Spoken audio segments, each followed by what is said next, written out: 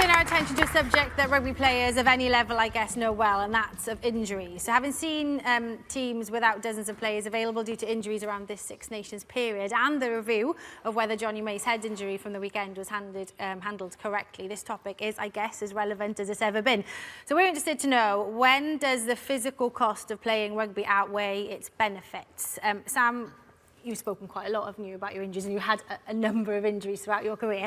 Let's have a look. Goodness gracious me, when you see them all up there, that is a little bit crazy. That doesn't include what's happened to my nose either. Oh, it's a fair few. That's just scratch. That doesn't include soft tissue like, you know, hamstring, calf, goodness knows, bicep, you know, all those little muscle strains you have. But yeah, I mean, I've had a 9-season playing career, of which 3.5 years were injured. Wow. So that's just part of the game. I get young parents speaking to me now, all my kids having an operation, you know, what should we do? And I'm like, if anybody's going to enter the game these days and they want a 10-year career at the top, it's almost impossible, you boys will agree. You can't go a 10-year career without an operation these days. It's just the way the game is, you know, so it's just part of the territory of being professional. Let's talk specifically maybe then about concussions. For concussions diagnosed, so I guess the fact that diagnosed in brackets means that you probably had many more maybe that wasn't diagnosed, am I right? Well, I've been educated really well on concussion in the last 5 years of my career, where before then, because obviously concussion's really hotly policed now, so players, if they show any symptoms whatsoever, they're off the pitch. But the first few years of my career, I remember getting up from collisions, and in the Millennium Stadium, or Principality Stadium now, when it was a bowl, you know, I got up and I was disorientated, and you can't figure out from the stadium which way you're playing, because obviously it all looks the same.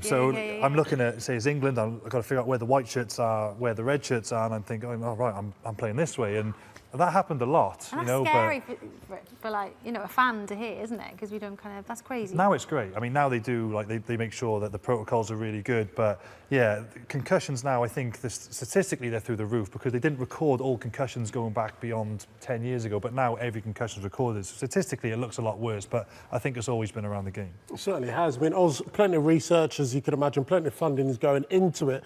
But what have you made from the research, and what's it told you? I think that we need to get down to fact as quickly as possible and then find a solution, or find reduce the balance of probability that's going to happen to a player, whether he's young or old. And that's the difficult thing, because it's an area of the body that most physicians know least about, the brain.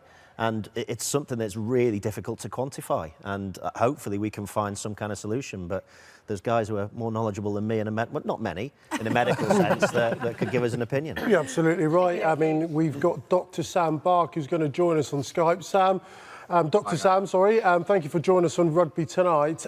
For people that don't know, can you just tell us a little bit about your background and your credentials with regards to injuries and concussion?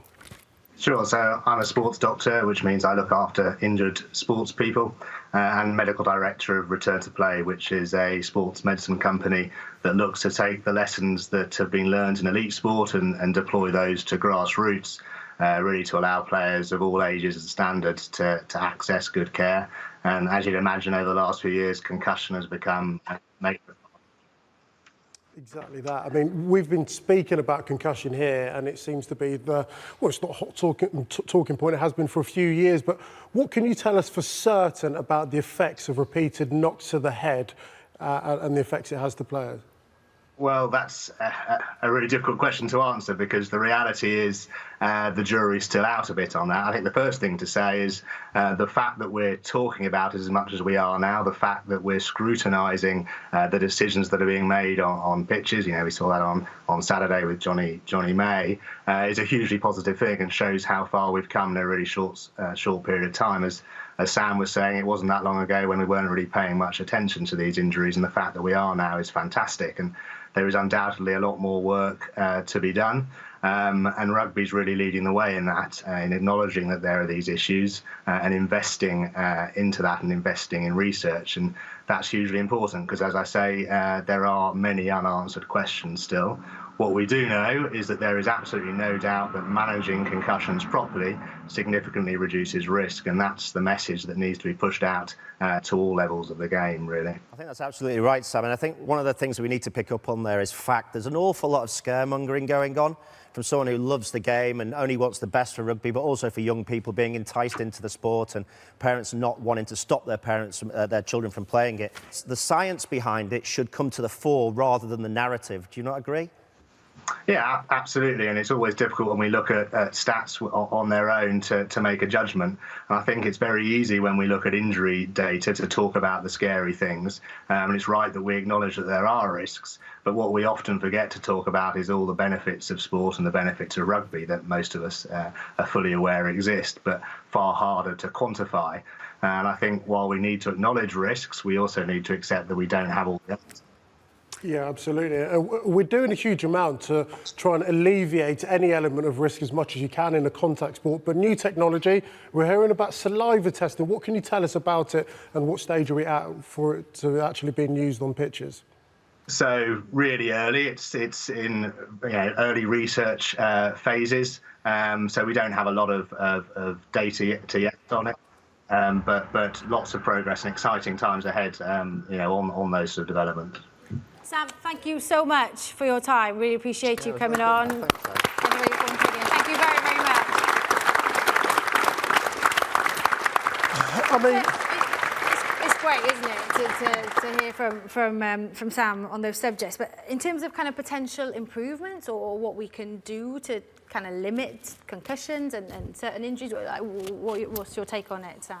I thought this for a while, and you've got to take money out of the equation now when I'm talking. I'm just talking from an ideal perspective, but I think players shouldn't have more than 25 starts a season, and I would really limit the amount of contacts you have in training. Ideally, you wouldn't do any live contact in training. Sometimes I think some teams could be guilty of doing 2 live contact sessions, sometimes 3 if you include in forward sessions as separate to team sessions.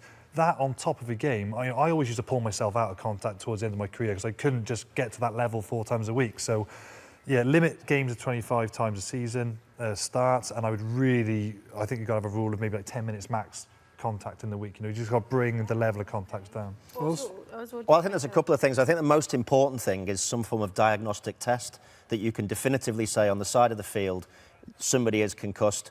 One of the big things with younger children is obviously the second impact syndrome. Yeah. If you can prevent that from happening or massively reduce the chances of that happening, you won't see the incidents that we've seen. I mean, Ben Robinson, 14-year-old, sadly passed away from second impact. If there was a diagnostic on the side of the field that a teacher could just either swab them in the mouth, put it in a machine, you're concussed, you have to come off. Yeah. And it's black and white, then it becomes very easy. And then there's a mindset. If we can speed the game up, make it more aerobic, make players lose just maybe 10% of their body weight, the volume in that contact will drop and the numbers of concussions will be an offset of dropping as well. It's an amazing chat, a chat that will continue, so thank you for you guys for getting involved.